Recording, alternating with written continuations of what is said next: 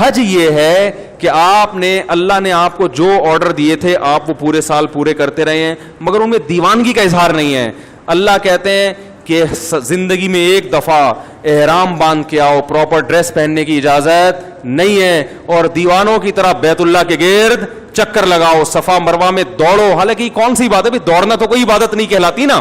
اللہ نے کہا دوڑو, بیت اللہ کے غلاف سے لپٹ کے, بیت اللہ کے دروازے سے اپنے رخسار کو رگڑ کے میرے سامنے رو, جیسے محبوب کسی سے لپٹ کے محبت کا اظہار کر رہا ہوتا ہے. میدان عرفات میں مٹی میں اپنی ناک کو رگڑو.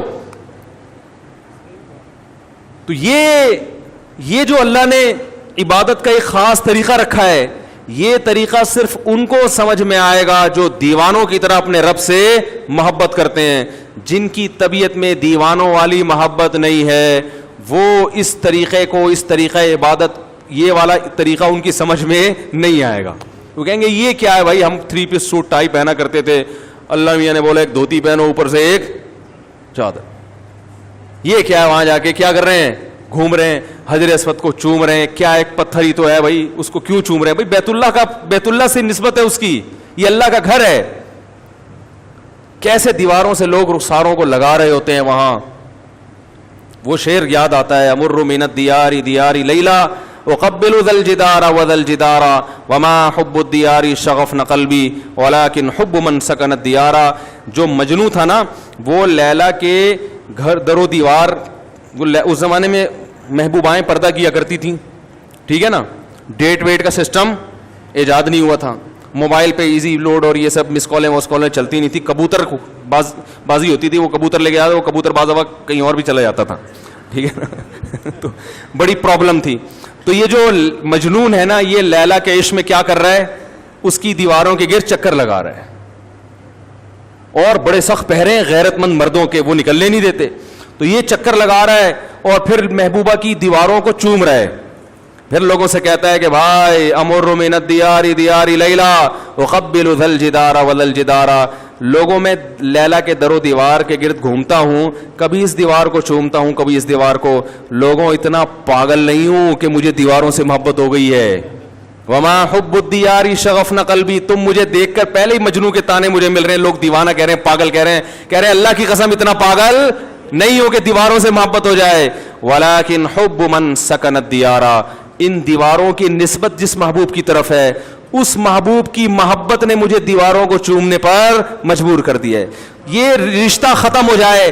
یہ دیواریں میری نظر میں 2 ٹکے کی نہیں ہیں. بیت اللہ کی دیواریں بھی سیمنٹ گارے کی بنی ہیں میرے بھائی, اس کا غلاف بھی کپڑے کا غلاف ہے, وہ کوئی مریخ سے نہیں آیا ہوا. یہی سیمنٹ, یہی بجری, یہی ریت, اسی سے وہ اینٹیں بنی ہیں. لیکن ان اینٹوں کو دیکھنے کے لیے,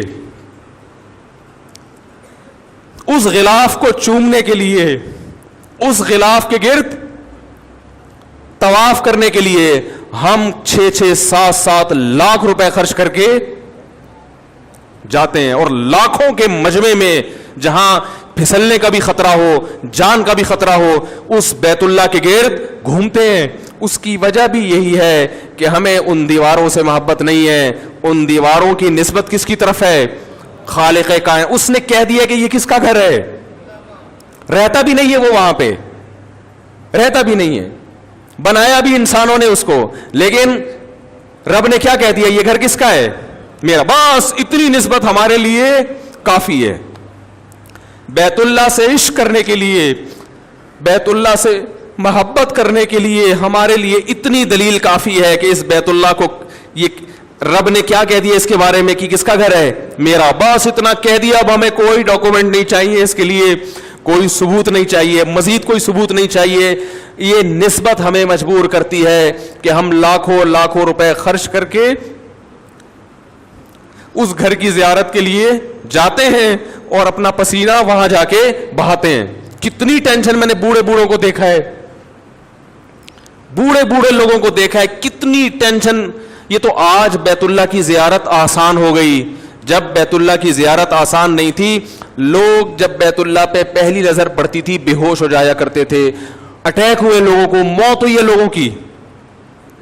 تو یہ ابراہیم علیہ السلام نے اللہ کا گھر بنایا اور کیا اعلان کیا ہے اللہ, اس ایسی زمین پہ گھر بنا رہا ہوں جہاں نہ گھاس کا تنکا اور نہ پانی, لیکن تو اس جگہ کو ایسا بنا دے کہ تہوی الیہ افئدۃ الناس, کہ لوگوں کے دل اس کی طرف لڑکنا شروع کر دیں.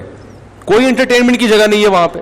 مری میں ہوتا, سوئٹزرلینڈ میں ہوتا تو ہم کہہ سکتے تھے بھائی اصل میں تو سوئٹزرلینڈ ہے, نام بیت اللہ کا لیا جا رہا ہے, دیکھنا کیا چاہتے ہیں مولانا صاحب, سوئٹزرلینڈ گھومنا چاہتے. اللہ نے ایسی جگہ بنایا سنگ لاخ پہاڑ, یہ تو اب آباد ہو گیا, ورنہ تو آپ جہاز میں دیکھتے ہوں گے چٹانے, خوش سنگلاخ چٹانے. ایسی جگہ بنایا کہ یہاں آنے والا سوائے بیت اللہ کی محبت کے اس کے دل میں اس کے علاوہ اور کوئی جذبہ نہ ہو.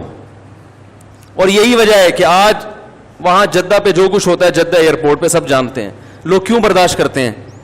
کسی اور ایئرپورٹ پہ اتنی سختی ہو اور یہ کچھ ہو, لوگ اس ملک میں جائیں گے, چھوڑ دیں گے. یہ بیت اللہ کی محبت ہے جو لوگوں کو کھینچ کے لاتی ہے. تو اللہ نے حج کیوں رکھا ہے؟ دیوانگی کے اظہار کے لیے. نبی صلی اللہ علیہ وسلم نے فرمایا ذاق طعم الایمان من رضی باللہ ربا وبالاسلام دینا وبمحمد صلی اللہ علیہ وسلم نبیا. اسلام کا ذائقہ چکھ لے گا وہ شخص جس نے اللہ کو اللہ مان لیا, نبی کو نبی مان لیا, اور اللہ کی کتاب کو کتاب مان لیا. تو آپ نے فرمایا اسلام کا ذائقہ, اس سے پتہ چلتا ہے اسلام میں کیا ہے, ایک چاشنی, ایک لذت ذائقہ ہے. ایک آپ ملکی قوانین کو فالو کرتے ہیں, اس میں لذت نہیں ہے, چاشنی نہیں ہے, لیکن جب اللہ کے دین پہ چلتے ہو تو اس میں اللہ نے ایک ذائقہ بھی رکھا ہے, لطف اور مزہ بھی رکھا ہے. لیکن یہ لطف اور مزہ صرف انہی کو محسوس ہوتا ہے جو اللہ کو اللہ ہونے کے لحاظ سے راضی ہو جاتے ہیں اور اس سے محبت کرنا شروع کر دیتے ہیں.